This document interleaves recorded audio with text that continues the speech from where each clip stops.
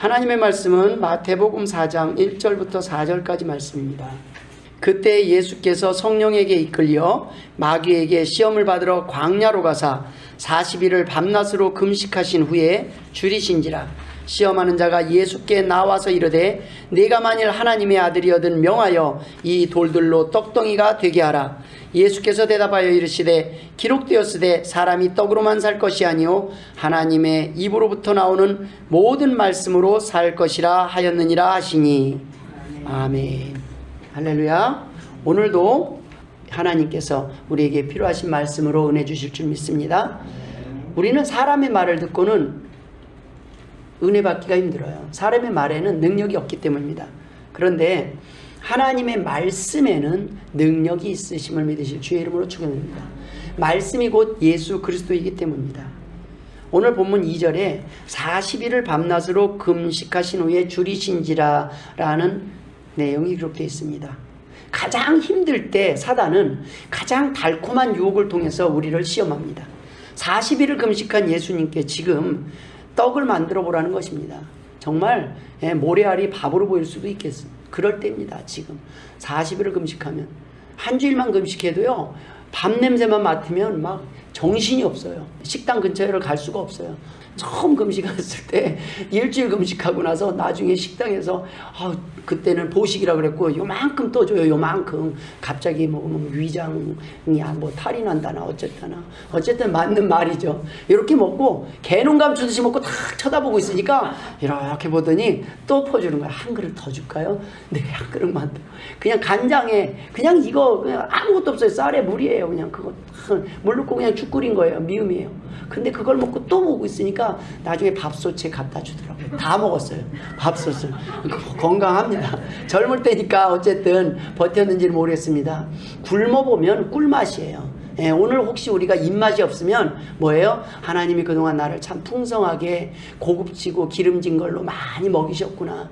이게 맛없는 거 보니까 내가 참 지금 어려운 시절 다 잊고 살 정도로 하나님 나를 풍성하게 해주셨구나 라고 생각할 수 있는 겁니다. 근데 이 40일 금식하신 예수님께 지금 떡을 만들어 보라는 것입니다. 3절에 보면 시험하는 자가 예수께 나와서 이르되 내가 만일 하나님의 아들이거든 명하여 이 돌들로 떡덩이가 되게 하라. 무슨 말씀입니까? 내가 만일 크리스찬이라면 한번 보여봐라. 마스크 안 쓰고 코로나도 걸리지 말고 떡 안 먹고 살아보고 예수 믿고 부자 되어서 한번 증명해봐라. 세상은 우리에게 뭔가 보여지는 삶을 요구합니다. 보여주면 믿겠다. 천만의 만만의 말씀입니다. 보여주면 하나를 보여주면 두 개를 보여주면 끝도 없이 요구할 뿐입니다. 믿지 않을 사람은 어떻게도 안 믿습니다. 그리고 하나님을 이기적으로 하나님을 이용하려고 할 뿐입니다. 지금 사단은 하나님 앞에 나와서 예수님 앞에 지금 기적을 보여보라는 겁니다. 내가 하나님의 아들이거든. 한번 돌들로 떡덩이 너 지금 배고프지 않냐? 그리고 이 떡은 돌돌로 떡덩이 된다는 거 아주 중요합니다. 왜 그러냐면 그 당시 이스라엘 백성들은 로마의 폭정 아래서 상당히 많은 사람들이 줄여 있는 상태입니다. 그러니 어떡합니까? 떡을 만들 수 있다는 것은 엄청 중요한 거예요. 어떤 힘보다 파워예요. 배고플 때 떡을 주는 것은 엄청난 파워입니다. 가난한 사람에게 돈보다 더 큰 힘이 어디 있겠습니까? 이런 말입니다. 자, 돈을 한번 찍어내봐라 이거예요. 예수님은 바리새인들이 기적을 요구할 때 악하고 음란한 세대가 표적을 구하나 선지자의 표적밖에는 보일 표적이 없느니라 라고 말씀하셨습니다. 하나님의 살아계심을 증명하려고 우리가 돈을 열심히 벌지 말라는 것입니다. 이 땅에 살면서 하나님 내가 예수 믿고 나서 전도를 했더니 사람들이 콧방귀 이렇게 해요. 내가 너보다 잘 살아. 내가 전도했더니 내가 너보다 건강해. 이렇게 전도를 해도 말을 듣지 않을 때 우리 어떤 마음이 듭니까? 정말 하나님 나 한번 부자 되게 해주세요. 나 지금 병 좀 싹 낫게 해주세요. 내가 가서 전하게 해. 그런데 그렇게 나선 사람들이 그렇게 전하고 다니지 않는 사람들이 더 많아요. 부자 되면 막상 예수님 앞에 더 나오지 않는 사람이 많이 있습니다. 우리가 막상 그렇게 기도를 한 사람들 돈 못 벌고 성공 못하고 병 낫지 못하면 제일 먼저 시험에 들 수도 있습니다. 우리는 여러분 돈을 벌어도 하나님을 위해서 법니다. 그리고 돈을 벌게 하시는 분도 하나님이시라는 거예요. 건강도 하나님께 맡기고 사는 거예요. 어떻게 인도하실지 몰라요. 그러나 우리는 흔들리지 않아요. 소망 가운데 낙심하지 않습니다. 왜요? 우리는 천국을 소망하며 살기 때문입니다. 어차피 언젠가는 하나님이 다 거두어 가실 날이 있을 것입니다. 부르실 날이 있을 것입니다. 그러나 우리는 그 부르심을 준비하고 살기 때문에 담대하게 살 수 있는 것입니다. 사단은 자신의 성공과 목적을 위해 하나님의 능력을 이용하려고 하나님을 이용해보라고 유혹하지만 우리는 하나님을 위해 살든지 죽든지 그리스도를 위하여 살아갈 때 우리는 행복한 사람들입니다. 빌립보서 1장 20절에 나의 간절한 기대와 소망을 따라 아무 일에든지 부끄러워하지 아니하고 지금도 전과 같이 온전히 담대하여 살든지 죽든지 내 몸에서 그리스도가 존귀하게 되게 하려 하나니. 여러분, 힘든 날은 우리가 기억에 남아요. 내가 예수님을 위해서 오늘 주님을 위해서 봉사했다, 또 일했다, 내가 오늘 뭐 좀 한 것 같아요. 그런데 그 많은 날 힘들지 않았던 날이 있지 않습니까? 내가 주님을 위해서 힘들지 않았던 날 얼마나 또 감사했습니까? 새벽기도 한 주 쉬어보니까 어때요? 좀 감사하고 편하게 즐기셨습니까? 누릴 때. 그런 날도 있어요. 그러나 우리가 하나님 앞에 새벽기도에 나오든 안 나오든 우리는 항상 하나님 앞에 감사함으로 살아야 된다는 것입니다. 그 형식에 얽매이는 것이 아니라 하나님이 좋아서 하나님의 말씀이 그리워서 나와도 됩니다. 그러나 그렇지 않더라도 내가 새벽기도에 이곳에 안 나온다고 해서 새벽기도를 안 하는 사람이 되지 말라는 겁니다. 새벽기도는 무엇입니까? 별거 아니에요. 오늘 하루를 출발할 때 하나님 말씀으로 시작하라는 거예요. 기도로 시작하라는 거예요. 하나님 오늘 하루도 지켜주옵소서. 내 마음을 하나님 지난번에 주신 말씀대로 살 수 있도록 은혜를 주옵소서. 그렇게 시작하라는 거예요. 그것이 중요하다는 말씀입니다. 예수님으로 하여금 사단은 예수님의 권능을 사명을 위해 사용하기보다 자신의 개인적 문제, 즉 떡을 위해 해결하는 데 먼저 사용해보라는 유혹을 하는 것입니다. 일단 내가 살고 보라는 것입니다. 꽤 설득력 있는 말 같습니다. 일단 너부터 먹고 너부터 챙기라는 말입니다. 그 말이 맞는 것 같습니다. 하지만 틀린 말입니다. 우리가 여기서 중요한 내용이 하나 있습니다. 예수님은 하나님이신데 40일 금식하셔도 배가 고프시지 않았을 수도 있지 않냐? 아닙니다.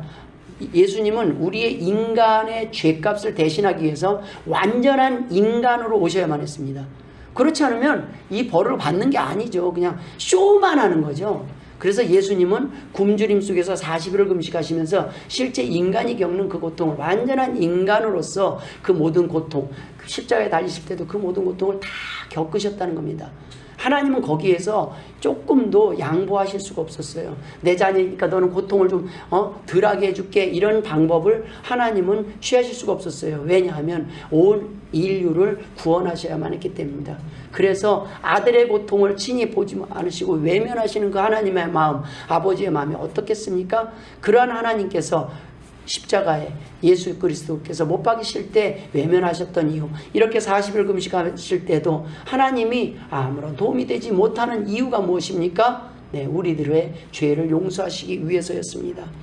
하나님께서는 우리의 모든 것을, 모든 능력을 하나님을 위하여 먼저 쓰기를 원하십니다. 먼저 그 나라와 그 의를 구하라는 것입니다.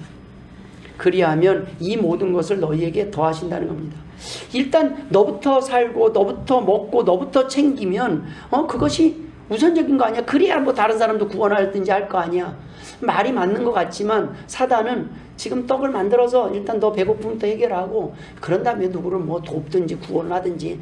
예수님, 나중에 예수님 못 박을 때 사람들이 뭐라고 비난했습니까? 유대인의 왕이라고 딱 써붙여요. 그리고 뭐라고 조롱을 하니까 네가 하나님의 아들이건 내려와 봐라, 너를 구원해. 저가 다른 사람은 구원하고 자기는 정작 구원하지 못한다 라고 조롱을 합니다.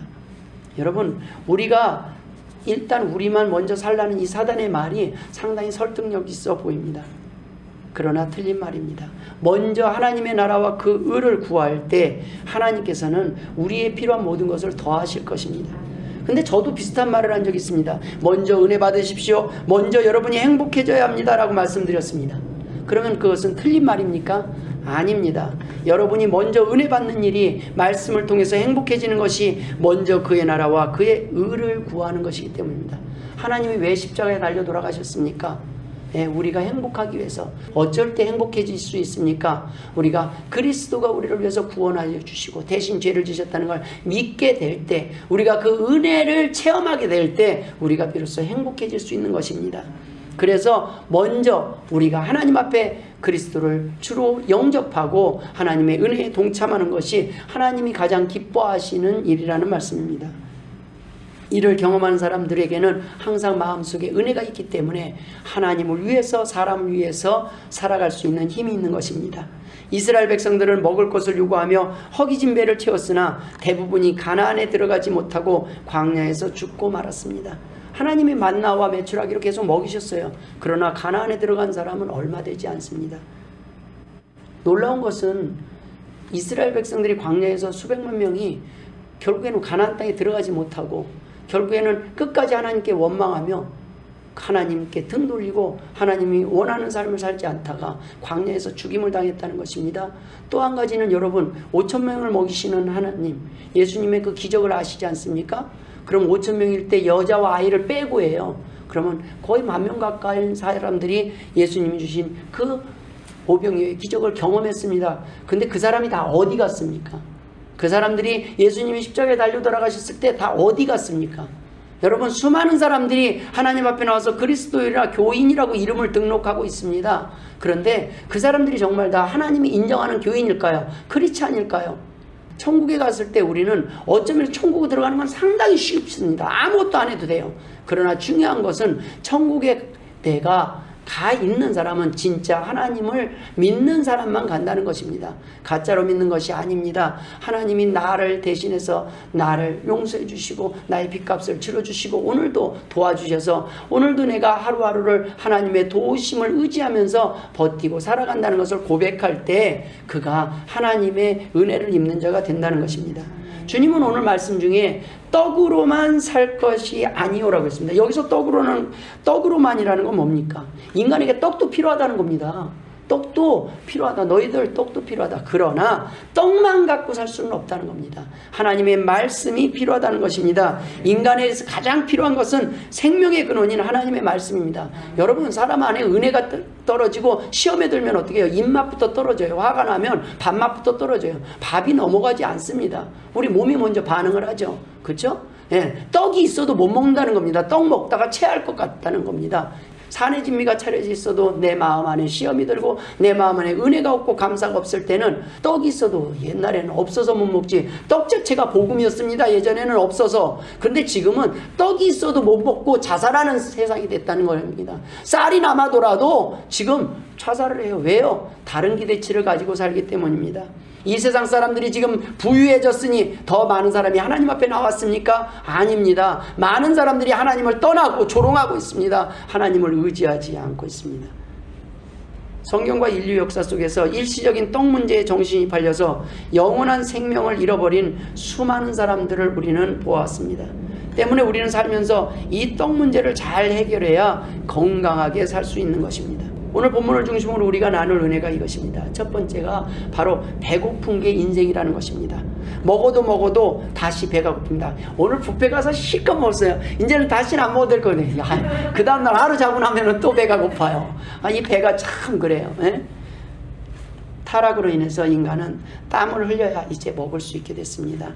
창세기 3장 17절에 아담에게 이르시되 내가 내 아내의 말을 듣고 내가 내게 먹지 말라 한 나무의 열매를 먹었은즉 땅은 너로 말미암아 저주를 받고 너는 내 평생에 수고하여야 그 소산을 먹으리라.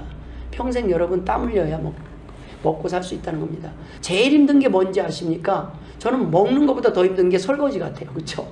설거지하기 싫어서 먹기 싫을 때 있지 않습니까? 여러분 계속 쌓여요. 몸을 먹는 것까지는 배가 고프니까 가요. 근데 그 다음에 쌓여가기 시작해. 그렇죠? 예, 몰아놨다가 한꺼번에 할 수 있는 방법이 여러 가지가 있겠지만 어쨌든 설거지 그냥 설거지하기 전에 그냥 돈 주고 사 먹고 싶을 때가 많이 있어요. 그러나 누군가는 설거지하는 사람이 있다는 겁니다. 이 세상에 누군가는 쓰레기를 치우는 사람이 있다는 겁니다. 누군가는 힘들고 냄새나는 일을 대신하는 사람이 있기 때문에 우리는 오늘도 깨끗한 환경에서 살아가는 것입니다. 여러분, 명품으로 치장을 하는 사람들이 있습니다.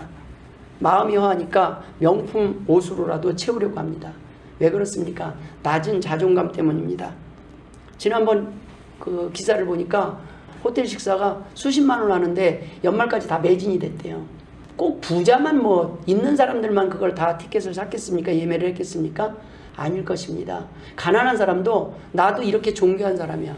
나 이거 평생에 그래서 한 달 월급 다 털어갖고 모아갖고 한번 가는 거예요. 나 여기 갔다 와봤어. 인증샷 올리고 막 그러는데 그런 사람들 마음이 허한 사람이에요. 나 이런 사람이야. 그거 하나님이 아시면 됩니다. 하나님 앞에서 여러분 자신 있게 하나님 저 이런 사람입니다 라고 말하는 그 당당함이 있을 때 진짜 행복한 사람입니다. 사람들이 보여지는 건요, 보여주고 알리려고 해도 이제 그 다음에 넣어놓고 댓글 확인해요. 누가 몇 명이 클릭했는지. 너 나 무시했어, 내 댓글 씹었어, 이 낮은 자존감을 어떻게 채울 수가 없어요. 사방에다가 막 여기도 올리고 저기도 올리고 날마다 올리고 봐요. 보는데 아무도 반응을 안 해요. 그러니까 나는 인생에 필요 없는 사람인 것보다 하고 그냥 자살해버리는 거예요. 우울해지는 거예요. 사람에게 인정받으려고 하면 할수록 사람들은 살기 바빠요. 우리는 얼마나 다른 사람 돌봅니까? 여러분, 각자 살기 바쁜 게 인생입니다. 배고파요. 나 먹고 살기도 힘든 세상 속에서 살고 있습니다. 이런 낮은 자존감이 사람들 앞에서 나 이런 사람이야, 나 이렇게 귀한 사람이야, 나 좀 알아줘, 나 괜찮은 사람이라고, 나 그래도 나름대로 괜찮은 사람 아니야? 이런 소리를 듣고 싶은 것입니다. 본능적으로 우리는 우리가 귀한 존재임을 알고 있다는 것입니다. 우리가 원래 왕의 자녀임을 알고 있다는 거예요. 내가 왜 무시당하지? 나 이렇게 태어난 건 아닌 것 같은데. 내가 비록 돈을 못 벌고, 내가 비록 건강을 잃고, 내가 늙어가도, 내가 지금 이렇게 초라한 모습이라도, 나 왕년에 그래도 잘 나갔는데, 아니 그래도 우리 부모는 나를 왕자로 키웠는데 내가 왜 이렇게 무시를 당하지? 그래서 사람들한테 말하는 거야. 나 무시하지 마. 나 괜찮은 사람이야. 오죽하면 칭찬은 고래도 춤춘다는 책이 나왔을까요? 그랬고 애들 교육을 또 다 배려놨어요. 애들 때 그냥 칭찬만 하다 보니까 애들이 다 옳은 줄 알아요. 다 내가 최고인 줄 알아요. 칭찬도 가려서 해야 합니다. 그러나 저는 그래요. 우리 성인들한테는 좀 칭찬 좀 해야 될 것 같아요. 왜 그런지 아십니까? 지금 성인들은요, 칭찬을 그렇게 많이 못 받고 자랐어요. 엄청나게 잔소리와 체벌과 그 속에서 견디면서 살았거든요. 그래서 지금 어른들 세대는 칭찬이 좀 필요해요. 너무 못 들었어요. 좀 그냥 이렇게 예뻐요, 멋있어요. 오늘도 괜찮다고 막 이혜호 선생님이 얘기를, 그걸 제가 진짜로 믿을 것 같아요. 제가 이혜호 성도님보다 못생긴 거 알, 키도 작고, 이혜호 성도님 더 멋있어요. 자, 우리는 서로 칭찬을 통해서 칭찬을 확인하고 싶어 합니다. 우리는 그래요. 왜 그래요? 나 중요한 사람이라는 걸 확인받고 싶은 거예요. 나 왕자 아니야? 나 그래도 괜찮은 사람 아니야? 인정받고 싶고 큰 소리 치고 싶은데, 칭찬 듣고 싶은데 아무도 칭찬을 안 하니까 문제입니다. 살면서 사랑받지 못하고 인정받지 못하고 칭찬받지 못하고 성장했을 때 자존감이 낮아집니다. 낮은 자존감을 갖게 됩니다. 그래서 자꾸 확인하는 거예요. 내가 무엇을 일을 하고 나서 확인이 안 되면은 속상하고 섭섭해요. 자존감이 낮아지니까 자꾸 행동으로 말하는 거예요. 나 좀 봐줘요. 그런데 칭찬을 해도 안 되는 경우도 있습니다. 이런 경우는 더 심각한 상태예요. 웬만한 칭찬으로 회복되지 않는 낮은 자존감이 있습니다. 그래도 적당한 자존감은 칭찬하면 다시 회복이 되고 기분이 좋아져요. 그런데 칭찬을 해도 받아들이지 않고 회복되지 않는 그런 낮은 자존감은 아무리 칭찬해도 나는 아니야, 나는 안 돼, 나 같은 사람, 이렇게 사는, 이건 겸손이 아니에요. 하나님의 자녀로서 하나님이 회복시켰고, 주님께서 너는 내 자녀라, 내가 너를 보호해주겠다, 내가 너와 함께하겠다는 이 약속을 하면 불신앙에서 나오는 고백이에요. 하나님을 만나면 여러분은 왕의 자녀라는 말씀입니다. 하나님이 여러분을 얼마나 사랑하시는지 안다면 우리는 낙심할 수가 없다는 말씀입니다. 아이들의 특징이 있습니다. 요구가 많습니다. 달라는 겁니다. 그러나 성인이 되면 받는 것보다 줄 때 행복합니다. 여러분, 무언가 내가 줄 때 더 행복해졌다면 여러분이 어른이 된 겁니다. 그러나 자존감이 결여된 사람이 성인이 되면 성인이 되어서도 행동을 아이처럼 하고 살아갑니다. 이런 사람들을 성인아이라고 합니다. 몸은 성인이 되었는데 아이처럼 맨날 달라고 합니다. 이게 안 차는 거예요. 마음에 허전함이 안 차는 거예요. 뭔가 칭찬이, 뭔가 나에 대한 이 자존감이 회복이 안 돼서 계속 뭘 받을 때 내가 인정받고 있구나, 내가 존경받고 있구나, 내가 사랑받고 있구나, 이걸 느낄 때, 누군가 표현할 때만 내가 잠시 행복해지는 거예요. 그렇지 않을 때는 우울해지고 불행해져요. 그래 우리 교회는 왜 좋습니까? 교회 나오는 것도 사실 그래요. 아, 나 좀 칭찬해 주세요. 나 좀 봐주세요. 근데 다 먹고 살기 바쁜 나도 오늘 지쳤어. 나도 하나님 앞에 지금 기도할 게 많어. 지금 너는 너 알아서 하라고. 내 거 신경 쓰지 말고. 이러다 보니까 교회도 많이 약해졌습니다. 그러나 정말 살아있는 교회들, 성장한 교회들은 이제 우리가 회복된 데 멈추는 것이 아니라 많은 사람에게 빈말이라도 칭찬을 하면 다시 도고 오면서 뭐를 해요? 칭찬을 배워요. 그건 놀라운 겁니다. 그런데 빈말 같지만 그 빈말 속에 또 우리의 사랑이 느껴지지 않습니까? 빈말하기가 쉬운 겁니까? 쉽지 않아요. 빈말이 더 어려워요. 왜냐면 거짓말이라는 걸 알면서 해야 됩니다. 훨씬 힘든 거예요. 그러나 그래도 할 수 있는 건 뭐예요? 사랑입니다. 내가 당신을 사랑합니다. 당신이 기분이 좋았으면 좋겠습니다. 내가 잘생겼다 멋있다가 한다고 멋있다고 생각하지 않을 줄 압니다. 그러나 내 마음은 당신이 아름답고 존귀하게 보인다는 말입니다. 당신은 하나님의 자녀입니다. 나도 하나님의 자녀 아닙니까? 이런 말이라는 말씀입니다. 어려서 채워지지 못한 욕구들이 병적으로 발현되는 것이 성인 아이의 모습입니다. 그럴 때는 우리도 모르게 원하는 것을 주지 않으면 짜증내고 화를 내기도 합니다. 이러한 모습이 불안하면 점점점 심해집니다. 자존감이 낮기 때문입니다. 이렇게 자존감이 낮으면 자존심 상한다는 표현을 자주 사용하게 됩니다.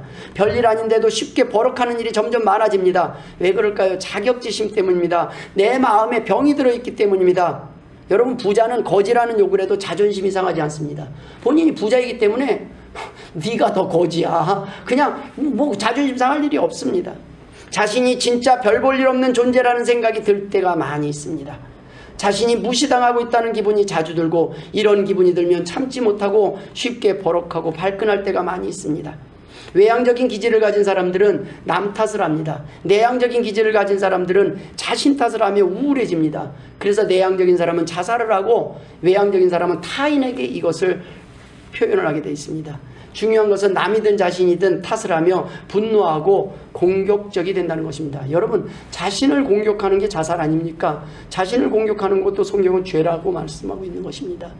여러분, 자기 자신도 사랑할 줄 알아야 됩니다. 왜 그렇습니까? 주님이 사랑하는 자녀이기 때문입니다.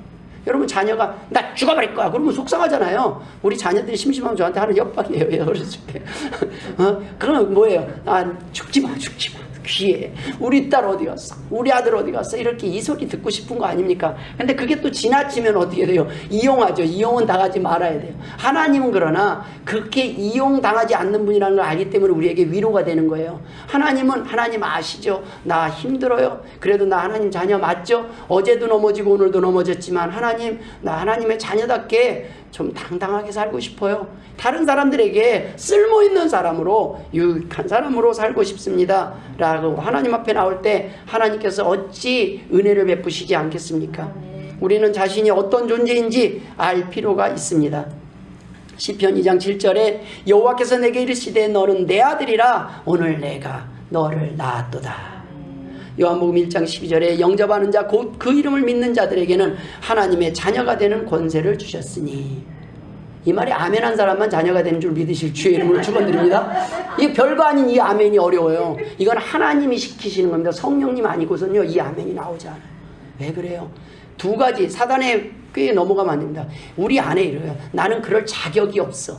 이거는 교만입니다. 보혈의 공로, 십자가의 공로로 탕감받지 못할 죄가 없다는 거예요. 하나님의 능력을 간과하는 거예요. 우리의 의를 강조하는 삶을 살 때 아멘 소리가 쉽게 우리가 나오기 힘듭니다. 그건 양심인 것 같지만 아닙니다. 불신입니다. 하나님의 용서를 믿지 못할 때 우리는 하나님에게 의지할 수 없어요. 자녀가 실패했어요. 근데 부모에게 나와서 아빠 나 진짜 힘들어. 나 정말 힘든데 아빠 나 한 번만 도와주면 안 될까? 전화를 못하고 자살해버렸다면 얼마나 속상하겠습니까? 그건 부모를 믿지 않는 거예요. 부모의 사랑이, 네가 아빠가 있는데 부모가 있는데 그래도 나한테 한 번이라도 전화, 딱 한 번만 전화하지 그래. 여러분, 우리가 하나님의 자녀라는 것은 하나님 앞에 도움을 요청하고 마음껏 기댈 수 있는 겁니다. 사람 앞에 기대면 실망을 하지만 하나님께 기대면 하나님이 도울 자를 붙여주신다는 말씀입니다. 우리 주변에 있는 사람들을 바로 도울 자로 붙여주셨던 것입니다. 주님을 영접한 우리는 왕의 자녀라는 말씀입니다. 그런데 자존감이 약하다는 것은 이 믿음에 문제가 있다는 것입니다. 내가 왕의 자녀라는 그 믿음이 약하다는 거예요. 그건 뭐 생각해보고. 그럼 그 사람은 왕의 자녀가 아닌 그냥 일반 백성으로 사는 거예요. 저는 왕의 자녀로 살 겁니다. 알겠습니까? 옛날에 난 왕왕왕왕 나는 왕자다. 하나님 나라에 나는 왕자. 그 찬양이 있었잖아요. 얼마나 힘 있는 찬양. 그거 부흥회 때도 많이 했어요. 얼마나 자존감이 약했으면 그거를 그냥 어른들도 왕왕왕왕 하면서 은혜를 받아요. 왜요? 내 안에 정말 왕자, 왕의 자녀로서 살고 싶은 마음들이 왜 있지 않겠습니까? 근데 하나님은 우리를 왕의 자녀라 칭하신 거예요. 하나님은 만왕의 왕이십니다. 시시껄렁한 세상의 왕이 아니에요.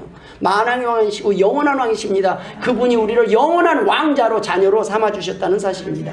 그걸 믿지 못하니 당연히 불신자는 자신의 존재감이 낮을 수밖에 없습니다. 자신이 별 볼 일 없는 존재임을 알기 때문입니다. 그래서 예수 믿는 사람보다 훨씬 더 독하게 돈을 봅니다.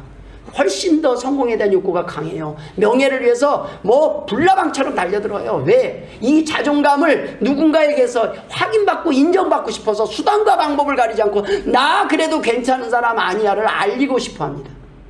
그런데 허전해요. 사람들이 어떻게 다 내 편입니까? 투표를 해보면 어떻게 다 나한테만 표를 찍겠습니까? 기껏 선거 나갔다가 상처받고 도리어 나 이거밖에 안 되는구나. 원래 사람은 남의 표에 인색한 거예요. 나한테 뭐라도 떡고물이라도 주는 사람, 나한테 이득이 있을 때 거기에다가 표를 찍는 것뿐입니다. 우리는 별 볼 일 없는 존재임을 알게 됐을 때 불신자들은 쉽게 상처받고 쉽게 발끈하고 버럭할 수밖에 없습니다. 하나님의 자녀로서의 그 자존감이 얼마나 큰 건지 아십니까? 왕자라는 말씀입니다. 왕자. 어디 가서 거지처럼 안 살고 어디 가서 담대하게 당당하게.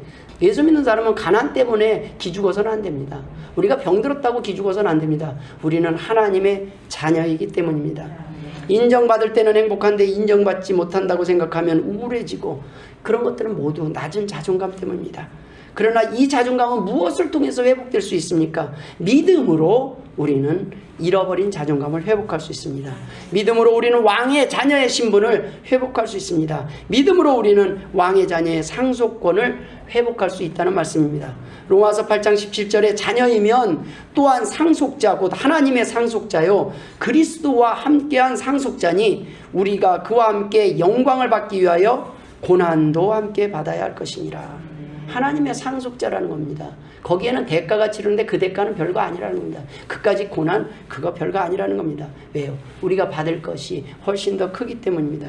믿음을 통해 우리는 높은 자존감으로 회복할 수 있습니다. 은혜로 회복된 높은 자존감은 교만으로 나타나지 않습니다. 때문에 남을 무시하는 자존감은 높은 자존감이 아닙니다. 내가 귀하면 다른 사람도 귀하기 때문입니다. 내가 하나님의 자녀라면 우리 함께하는 여러분들도 하나님의 자녀임을 인정해야 된다는 말씀입니다. 낮은 자존감의 이유가 무엇입니까? 애정결핍증입니다. 한마디로 사랑이 부족해서입니다. 어릴 때 충분한 사랑을 받지 못한 아이들이 마음에 병이 든 것입니다. 부부가 화목하지 못하면 자녀들은 마음껏 부모님에게 요구할 수 있습니까? 눈치만 봅니다. 의존해야 될 텐데 의존을 못하고 눈치만 보고 항상 불안할 수밖에 없습니다. 그것이 자신 때문이라고 생각이 들 때는 더 심각한 마음의 병을 키우며 성장할 수밖에 없습니다. 그러한 자녀들이 나중에 커서는 자신보다 약한 사람들에게는 폭력적이 되고 강한 사람 앞에서는 우울해질 수밖에 없습니다. 자신보다 힘이 약한 존재에게 폭력적이 되는 사람은 강해서가 아니라 우리의 낮은 자존감 때문에 타인을 배려하고 수용할 여유가 없기 때문입니다.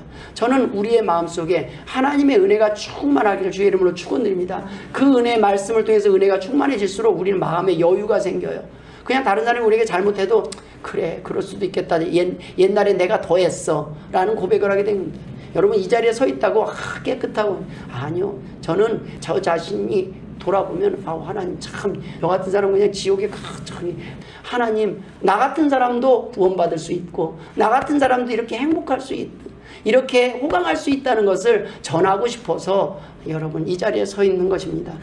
우리는 떡으로만은 살 수 없습니다. 요한일서 4장 5절에 그들은 세상에 속한 고로 세상에 속한 말을 하며 세상이 그들의 말을 듣느니라. 여러분 세상의 가치관들을 얘기해서 잘 통하면요 그건 세상에 속한 사람들이에요. 우리는 말씀의 가치관, 말씀을 기준으로 사는 사람들입니다. 말씀을 통한 원리가 잘 먹혀 들어가는 곳, 대화가 잘 통하는 곳이 바로 교회 아니겠습니까? 세상 사람들 보면 미련한 짓이에요. 우리가 이렇게 하는 것은. 왜 저 사람들은 다른 사람들을 위해서 저렇게 희생하고 참고 살아? 그러나 우리는 예수 그리스도 때문에 그들의 영혼이 불쌍해서 참는 거예요. 그들을 구원하기 위해서, 하나님 앞에 나오기 위해서. 여러분, 사람을 변화시키는 것은 아무리 노력해도 안 될 때가 있어요. 그러나 여러분, 영혼은 구원을 위해서 기도하고, 하나님 은혜 받게 해주세요. 하나님 만나게 해주세요. 하나님, 제가 만난 그 하나님 만날 수 있도록, 알 수 있도록 해주세요. 그리고 그 하나님을 만날 때 저보다 더한 사람들이 나오더라고요. 더 충성하고 더 감사하고 더 열심히 하는 분들, 그런 분들을 보면서 도전을 받습니다. 전도했더니 나보다 더 나은 거예요. 질투가 나더라고요. 하나님, 제가 더 열심히 뛰어야 되겠습니다. 긴장해야 되겠습니다. 하나님, 여러분들이 저보다 막 더 움직일 때 보면 도전을 받아요. 하나님 잠깐만요. 제가 천국에서 이거 순위가 지금 조금씩 바뀌고 하는 것 같은데. 여러분, 목사는 이게 웬만해도 본전이에요. 그런데 여러분들이 조금만 움직여도, 액션만 취해도 하나님이 얼마나 크게 보시겠습니까? 몸도 안 좋은데, 돈도 많지 않고, 이것저것 어려운데, 하나님 앞에 나서 시간도 없는데 그 시간들을 쪼개서 하나님 앞에 하나님을 위해서 사는 모습을 보고 하나님이 얼마나 기뻐하시겠습니까? 돌들로 떡덩이가 되게 하라. 이것은 세상 사람들이 원하는 것을 달라는 것입니다. 기적을 원하는 사람들, 표적을 원하는 바리새인들이 원했던 것들입니다. 이기적인 신앙생활을 하는 사람들이 교회를 향한 요구들입니다. 예수 믿으면 떡이 나오냐 밥이 나오냐라고 묻는 사람들이 있습니다. 교회는 밥 주는 곳이 아닙니다. 식당이 아닙니다. 그러나 은혜 받은 교회는 항상 밥이 부족하지 않습니다. 건강한 교회는 받은 은혜에 감사해서 밥을 하는 곳이지 밥을 주는 곳이 아닙니다. 밥을 안 먹어도 이미 배부른 곳이 교회이기 때문입니다. 많은 돈을 주고 떡을 주어도 영혼을 살릴 수가 없습니다. 부족하다고 더 달라고 더 배고프다고 불평할 뿐입니다. 대기업 총수들이 자녀들에게 물려주는 유산이 적어서 자녀들이 싸우는 것이 아닙니다. 사랑이 부족하다고 생각하는 거예요. 아빠 큰형을 더 사랑해? 막내를 더 사랑했던 거야? 이거 뭐지? 그래서 유산 상속하는 것 때문에 싸움 나는 데가 더 많아요. 없는 데는요, 아빠 없는데 그거 뭐 자동차 하나 남는데 아빠나 가지셔. 그냥 팔아서 아빠 원하는데 헌금하고 돌아가시든지. 바라지도 않아요. 기대할 것도 없어요. 도리어 아빠가 나한테 뭐 달라고 할까 봐 전화만 하지 마 아빠. 이런 자녀들도 있어요. 내 돈 달라고만 하지 마. 이런 철없는 자녀들이 있습니다. 도리어 유산이 우리를 행복하게 할 것 같지만 돈은 곧 우리들에게서 분열을 가져올 때가 많이 있습니다. 애정결핍증이에요. 돈이 곧 사랑이라고 가르쳤기 때문에 그 사람들은 그것을 겪는 거예요. 여러분, 돈을 통해서 힘을 과시했던 가족들은 나중에 그 돈 때문에 시험이 들어요. 그 가치관이 배에 있는 거예요. 돈 안 주면 사랑하지 않는 거야? 돈 주면 사랑해? 이 돈에 따라 왔다 갔다 해요. 그러나 여러분, 돈이 아니라 자녀에게 마음을 주시길 주의 이름으로 축원드립니다. 나 너에게 돈을 주는 게 아니야, 사랑이야. 아빠는 사실 너한테 더 주고 싶어. 근데 이거 다 주고 내가 빚 엄청 남겨놓을까? 다 주고 싶은데 지금은 내가 이게 최선이야. 그리고 너도 열심히 살아봐. 그러나 힘들 때는 꼭 아빠한테 전화해. 힘들 때는 어떻게든 해볼게. 너 혼자 버티려고 하지 마. 그때는 우리 함께 나가는 거야. 그게 가족인 거야. 그렇게 가르쳐야 되는 것입니다. 가난한 나라가 더 행복지수가 높다고 합니다. 가난한 가정이 더 화목할 수 있습니다. 말씀을 통해서 우리는 더 행복할 수 있는 것입니다. 무엇이 없어서 불행한 것이 아니라 내 안에 말씀이 없어서, 은혜가 없어서 내 마음이 우울하고 힘든 것입니다. 잠언 17장 1절에 마른 떡 한 조각만 있고도 화목하는 것이 제육이 집에 가득하고도 다투는 것보다 나으니라 라고 말씀하셨습니다. 떡이 부족해서 불행한 것이 아닙니다. 욕심 때문입니다. 가난 때문에 불행한 것이 아니라 살만하니까, 돈 좀 있으니까, 건강하니까 교만해져서 아쉬운 게 없어져서 사람 귀한 줄 모르게 되니 문제입니다. 아내가 귀하고 남편이 귀할 때 가정이 행복해집니다. 서로 아쉬운 게 없을 때 문제가 생깁니다. 마태복음 5장 3절에 심령이 가난한 자는 복이 있나니 천국이 그들의 것이며 라고 말씀하셨습니다.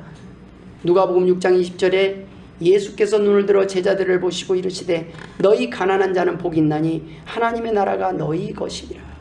왜 가난한 자가 복이 있다고 했습니까? 가난한 자는 하나님 앞에 나오기 때문입니다. 가난한 자는 하나님 앞에 엎드려서 기도하고 하나님을 만나게 되기 때문입니다. 하나님을 만난 경험이 있는 사람은 기도하는 게 어렵지 않습니다. 힘들지 않습니다. 하나님 앞에 구할 때 힘이 나는 사람들입니다. 그러나 내가 어느 정도 살만하면 하나님 앞에 구하지 못하고 내 머리로 내 지혜로 살려보니까 머리가 아파요. 스트레스 받아요. 짜증나요. 감당이 안 돼요. 하고 싶은 거 해야 될 거 원트는 많은데 감당할 방법이 없어요. 그러나 우리는 하나님 앞에 기도하면서 하나님께 맡기고, 하나님 내가 최선을 다했는데 여기까지밖에 못했습니다. 나머지는 하나님께 맡기겠습니다. 하나님 우리 자녀도 하나님 앞에 맡깁니다. 하나님 책임져 주세요. 라고 할 때 우리에게 은혜가 되는다는 말씀입니다. 우리가 하나님 앞에 말씀으로 살기를 원합니다. 오늘 본문에 사람이 떡으로만 살 것이 아니요 하나님의 입으로부터 나오는 모든 말씀으로 살 것이라.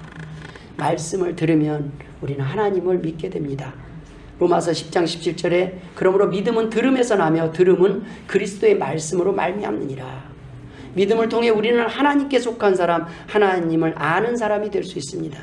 요한일서 4장 7절 8절에 사랑하는 자들아 우리가 서로 사랑하자. 사랑은 하나님께 속한 것이니 사랑하는 자마다 하나님으로부터 나서 하나님을 알고 사랑하지 아니하는 자는 하나님을 알지 못하나니 이는 하나님은 사랑이심이라.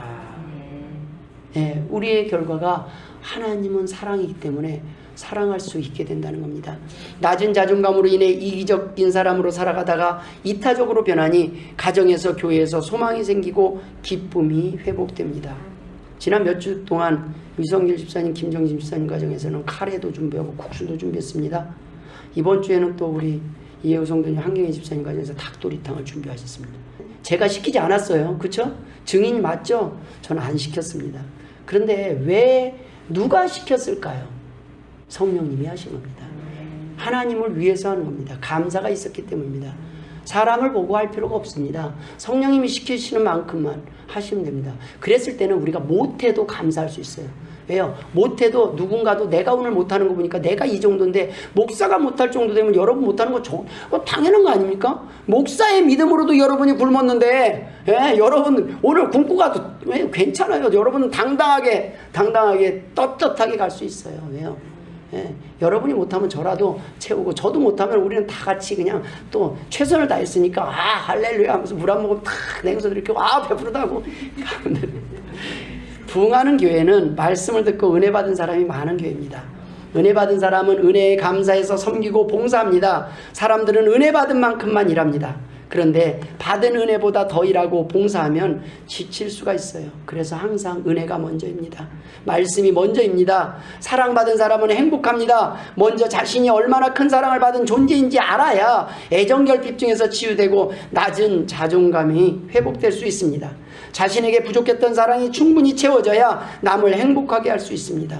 은혜 받은 만큼 남을 섬길 수 있고 사랑할 수 있습니다. 믿음 없는 봉사, 헌금, 헌신이 문제입니다. 그래서 하나님이 기뻐하시는 예배는 자원하는 심령이라고 하셨습니다. 역대상 29장 9절에 백성들이 자원하여 드렸으므로 기뻐하였으니 곧 그들이 성심으로 여호와께 자원하여 드렸으므로 다윗 왕도 심히 기뻐하니라. 시편 51편 11절에 주의 구원의 즐거움을 내게 회복시켜 주시고 자원하는 심령을 주사 나를 붙드소서. 우리 교회에서 누가 무엇을 시킵니까? 저도 안 시킵니다. 시켜서 하는 교회는 하나님이 기뻐하시는 교회가 아닙니다. 필요한 것을 은혜 입은 자들을 통해 채우시는 것이 교회입니다. 저는 우리 하나인 교회가 다른 것은 몰라도 은혜는 풍성했으면 좋겠습니다. 비록 물 한 잔을 마시고 돌아가도 우리는 보고 싶은 사람들이었으면 좋겠습니다. 말씀을 마치고자 합니다. 연성도님이 걸려요. 오늘 반찬에 왔는데 이름을 빼갖고 또 시험 들까봐. 원래 시험 들 분은 아닌데 이렇게 신경 쓰는 게 목사라는 말입니다. 근데 여러분 깜빡하고 또 이렇게 빼도 내 이름 빠졌지. 난 저거 해놨는데 그건 누가 기억하신다? 하나님이 기억하신다. 이 땅에서 방금 하늘나라 상이 좀 큰데 제가 가로챘습니다. 이 땅에서 칭찬 받아버리면 상이 하늘나라 상이 약간 약해지고 이 땅에서 안 받았을 때 또 이렇게 몰래 하려고 하는데 또 다 들킬 때가 있어요. 그거는 하늘나라 상도 받고 여기서도 상 받는 겁니다. 몰래 콩을 갖다가 담궈놨더라고요. 몰래 하려고 했는데 그거 딱 걸렸어요. 우리 연성도님 했나 누가 했나 막 고민을 했었는데 보니까 몰래 한 거 딱 걸렸어요. 칭찬도 받고 저기서 몰래 했는데 왜 안 알아주지? 자꾸 이렇게 콩 털고 다니면 안 됩니다. 그런 것들이 교회 내에서는 그런 마음으로 하면 시험 들어요. 그래서 우리는 밥도 잘 먹는 교회 됐으면 좋겠습니다. 우리의 밥은 은혜의 밥입니다. 감사의 밥입니다. 누군가의 정성이 있고 누군가가 집에서 남아 돌아서 가져온 사람 하나도 없습니다. 어제 새벽에 1시에 또그닥또그닥 소리가 나서 깨서 보니까 집사람이 냉국을 한다고 성령님이 그때 임하셨어요. 해필. 그래갖고 2시부터 막 또그닥 나도 일어나서 설교를 한 번이라도 더 해야 되니까 날이 샜어요. 6시에 마무리가 됐습니다. 여러분, 하나님은 이렇게 여러분에게 각자 필요한 걸 채워주시기 위해서 이렇게 보이지 않는 곳에서 다 준비시킨다는 말씀입니다. 은근히 제 자랑하는 것 같습니다. 이렇게 할 말 다 하는 것 같지만 하나님께서 여러분들을 위해서 지금도 보이지 않는 성령님의 역사, 움직임을 하고 계신다는 거예요. 오는 동안에도 가는 동안에도 여러분 운전할 때 하나님이 지켜주심을 믿으시길 주의 이름으로 축원드립니다. 기도하겠습니다. 하나님 아버지, 이 시간 하나님의 말씀을 듣게 하여 주옵소서. 사람의 말이 아니라 하나님의 말씀을 통하여 우리의 삶이 변화되게 하시고 하나님 앞에 고백하게 하시고 회개하게 하시고 은혜 충만한 하나님 교회 되게 하여 주옵소서. 감사하며 예수님의 이름으로 기도드리옵나이다. 아멘.